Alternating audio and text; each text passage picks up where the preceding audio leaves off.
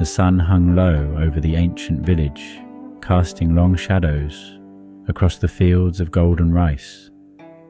Bodhidharma, the great Zen Master, and his young disciple wandered through the narrow, winding paths, their steps quiet as the whispers of the wind. The village people watched in awe as the two figures, cloaked in simplicity, passed by, radiating the calm of 1,000 still waters. They came to a small home where the sound of a loom echoed from within. The door was open, and inside sat an old weaver named Mira, her hands moving tirelessly across the threads. The weight of her worries clung to her shoulders like a heavy garment. Bodhidharma stopped, his gaze falling on her, sensing the burden that lay unseen beneath the surface. Mira, without lifting her eyes, spoke softly. "Great Master, I have heard of your teachings. They say you carry the wisdom of the ages. But tell me this, how can one find peace in a life of endless labor, where the heart is heavy with worries and the hands never rest?" Bodhidharma smiled gently, sitting down beside her loom.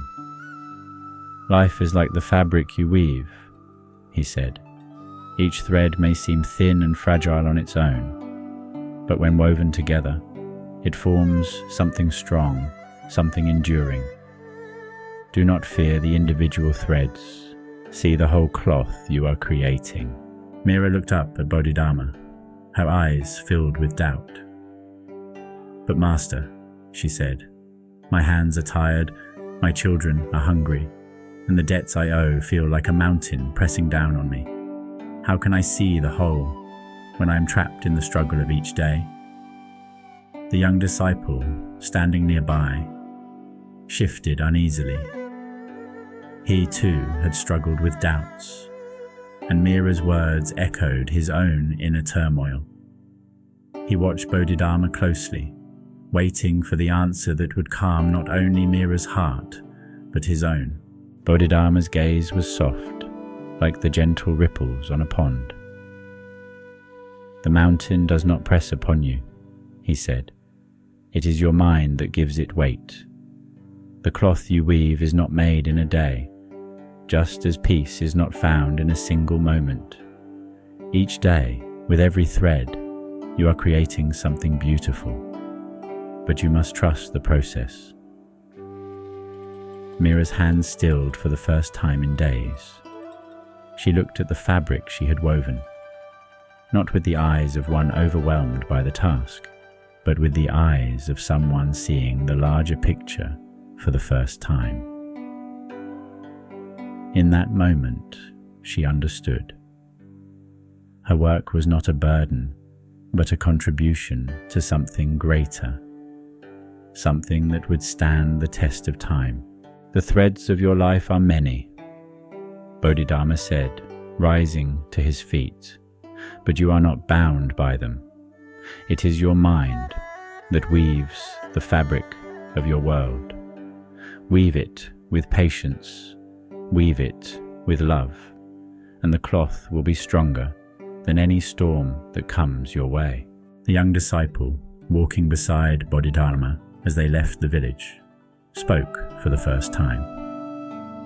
"Master," he said, "I too have struggled with the weight of many things, worry, doubt, fear of failure. But now I see that I am the weaver of my own life. Thank you for showing me the way." Bodhidharma smiled, his eyes twinkling.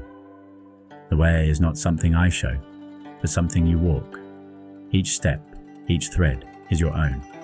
Remember this, and the burden will lighten." As they walked away from the village, Mira watched them disappear into the distance.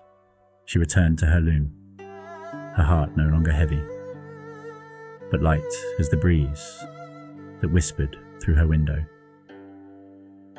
Her hands moved with new purpose, weaving not just cloth, but peace into her life.